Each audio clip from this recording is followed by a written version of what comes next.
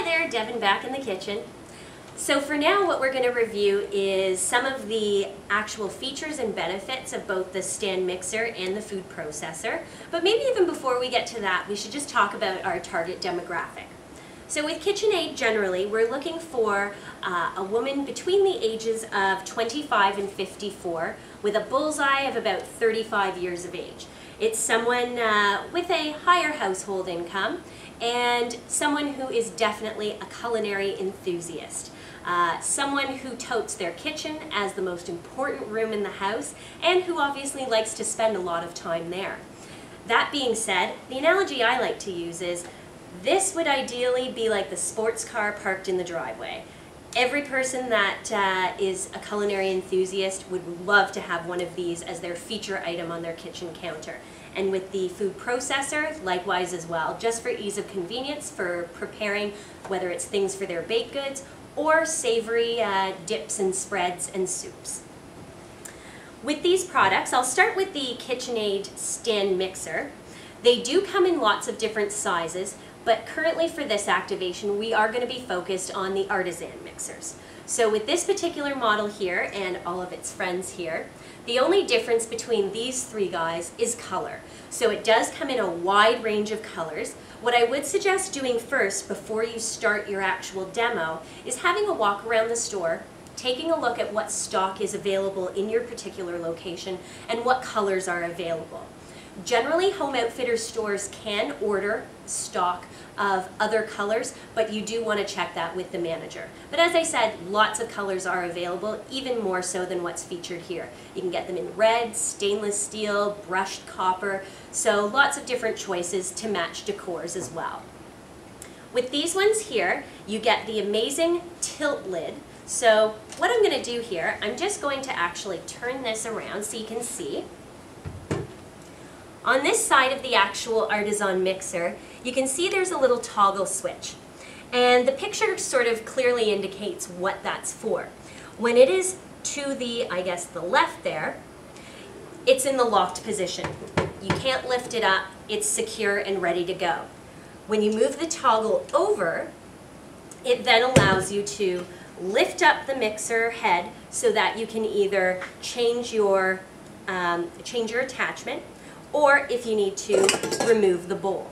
So that is very easily done.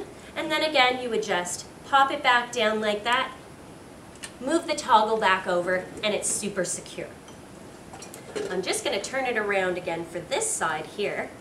What you see here are the different speeds. So it's basically your on and off toggle. For most of these recipes, you will not require a speed any higher than, say, about a 3 there, so just in between the 2 and 4. With that, there is a lot of force, and in your manual you will see how it is classified as flour power. So with these mixers, they're gauged by the flour power, and these ones here have the highest flour power. And all that means is that the motor there can go all the way up to a 10 speed. But as I said, you can definitely play around and show the different speeds, but for the actual preparation of the food, you won't require a speed higher than a 3 or 4. With these as well, and any KitchenAid stand mixer for that matter, you see that there's the silver branding toggle at the front of the unit. While this is very jazzy and definitely brands it well, it's actually functional too. With this screw here, you're just going to loosen it.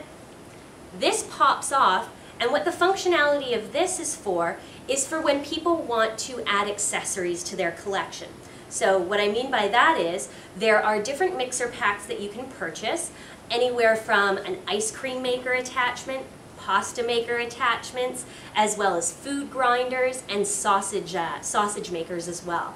You can again check the stock that's available in your Home Outfitters that you'll be demonstrating in, just to kind of gauge what's available. We won't actually be demoing these, but definitely a great feature to call out to different consumers, because then it takes your mixer from being something that's generally touted as a wonderful thing for baking, but you can diversify it into lots of different recipes and use it in many different ways. I'm just going to move this aside and move on to the food processor itself. So as I called out in the earlier segment, there are different sizes that this comes in. For the actual activation, we will be using the 12-cup food processor, which is this one right here. There's also available the 7-cup, which is just slightly smaller in size. With these, very easy to use. You just click the lid to the, if it's facing that way, you'll click it to the right, or to the left if it's facing you with the buttons. But this lid comes off, and inside is your actual mixing bowl. Now this unit that I just took out is ideal if you're not requiring the use of the larger bowl. So this might be ideal for, say, large batches of dips and spreads, or soups, things like that. Whereas this bowl here would be ideal for smaller batches or pestos, things like that. So you have really the flexibility to choose how you want to make your recipe, or the flexibility of making smaller or larger batches. I'll be back in just a moment, excuse me. Hi again. So this here is what comes with the food processors. All it is, I'll turn it this way so you can see better, it's just a unit that allows you to store safely and conveniently all of the attachments that are usable with the actual food processor. So like the stand mixer, it has different accessories that come with it. The whisk for whipping, the dough hook, and the regular paddle. And this one here has a few different choices. So I'll just take you through those quickly. For use with the smaller bowl here, you have the small blade there. So that's great for slicing and chopping and whipping up. And that would just fit right into the middle of that unit there. If you take out your smaller bowl, there's this attachment here that you would use with any of your larger blades here. So these blades come in different styles. This one here that I'm holding would be for grating, and this would be for slicing. So lots of flexibility again with these different attachments so that you can get a lot of use out of your food processor. So you would just, with these here in the large bowl, affix the attachment here. The blade just fits right on top, and then you would just close up your attachment, the lid on the attachment there, and you're ready to go. With this though here on the lid, this is a great feature as well. What it does, it allows you to put food in the wide mouth here, so if you have larger items, whether it be produce or maybe larger nuts that you're processing for nut butters or peanut butters, things like that, you can use that.